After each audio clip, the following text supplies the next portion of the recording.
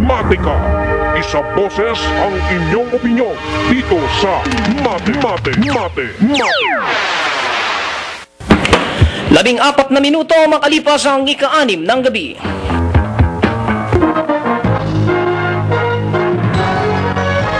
Matika.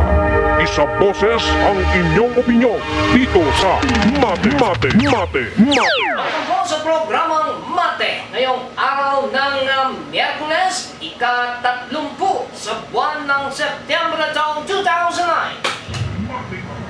Isa boses ang inyong opinyon dito sa Mate.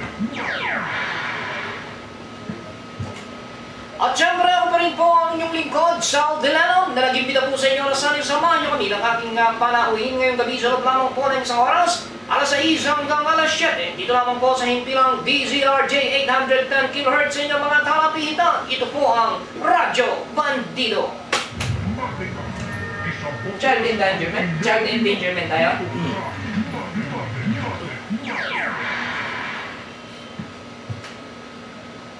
At syempre sa lahat po ng inaabot ng ating broadcast, magandang gabi po sa inyong lahat. At syempre patuloy po ang ating pakikiramay sa lahat po ng sinalanta ng kalamidad na Ondoy.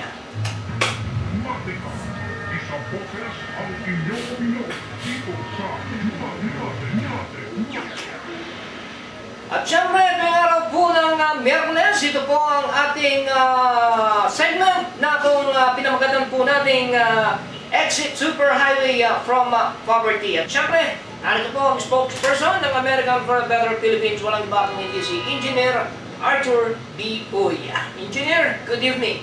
Good evening, Saudi. Thanks for having me. Good evening, Roland. And of course, good evening, everybody. Okay, no, Engineer, no? Tanungin lang siguro kita. Siguro, nakita mo naman itong nagdaang kalamidad, ano? So, bago tayo magtuloy sa ating paksain, ay ano ang naobserbahan mo nitong nakaraang araw ng Sabado, Linggo at hanggang ngayon ay mukhang itong idinulot na pinsala ng Bagyong Ondoy ay kitang-kita pa rin. Well, pareho rin yun sa iba-ibang bansa. Dahil kumisan sa kahirapan, alam na nilang tao na hindi magandang maggawa ng bahay diyan sa tabi ng mga ilog at mga dadaanan ng tubig ng dam. Dahil nga sa kahirapan, nagtayo pa rin sila ng bahay doon dahil convenient sa kanila yung malapit sa tubig para paghugas nila, pagtapon nila ng basura nila. Ganon. So, ang ano talaga catch-22 tayo. Kung walang kahirapan, walang maraming tao doon sa tabi ng ilog, saka tabi ng mga hindi magagandang lugar. Tulad ng mga low-lying areas, ano? Na pinayagan pang pagtayuan ng mga subdivisions. Ngayon pala, very risky pala itong mga lugar na ito. Hindi, yung subdivision, medyo mahal naman ng mga bahay yun. So, hindi naman natin maano.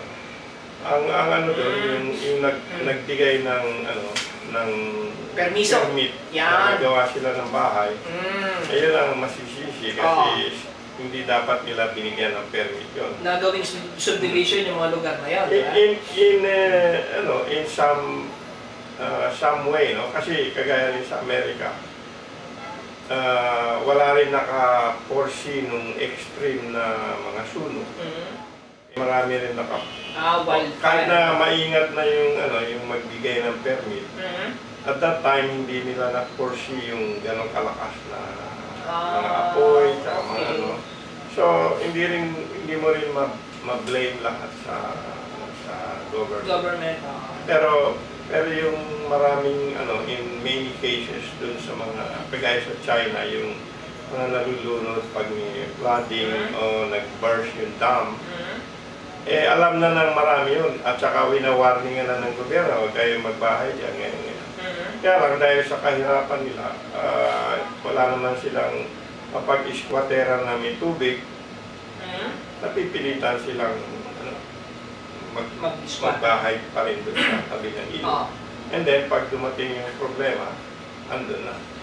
So parang sinasabi ng grupo nyo ngayon na engineer, no, na itong mga shanties na nakatirik sa mga gilid ng mga ilog kahit na delikado ay isang manifestasyon, no? Na talagang may kahirapan talaga. Oo. Kaya nga yung catch-22 eh, kung walang maraming pobre, walang maraming tumira doon sa tabi ng mga delikado lugar. So ibig sabihin, wala nang wala nang kailangan pang pag-aaral, diskusyon na dapat gawin dahil eto nakita-kita na eh. Yan ang ibig sabihin ng poverty. Ayun, okay. So pumapasok na ulit tayo dito sa ating tunay na paksa, engineer, no? Itong, syempre, exit superhighway from poverty, no? So bilang matagal ng obserbasyon, no? So patuloy kayong nag-oobserbahan, ano ba yung iba pang mga nakikita ninyong pinakadahilan kung bakit patuloy ang kahirapan dito sa ating bansa? Ang mga very high visibility na dahilan, pagdating pa lang namin sa airport, eh yung makikita ka agad ng mga balikbayan dahil na-obserbahan nila dun sa Amerika, saka sa ibang country, yung parang wala tayong halaga sa child endangerment. In fact, parang wala sa vocabulary natin ang child endangerment. O kaya, wala sa mga batas natin ang tungkol sa child endangerment. No? Yun ang isang malaki. Kaya ang maraming dahilan na maraming mahirap dahil walang consciousness o awareness sa tungkol sa child endangerment. Kung meron sana yon na inoobserbahan ng maraming tao at inaano ng batas, ine-enforce ng batas, ang daming marireduce na poverty kaagad. Yun lang child endangerment na awareness tsaka pag-enforce ng batas. Kaso, walang batas sa child endangerment. Yun ang problema. Kaya yun ang importante na natin, magkaroon tayo ng awareness at child endangerment. Yun ang inaano natin sa Senate at sa Congress na maging high visibility.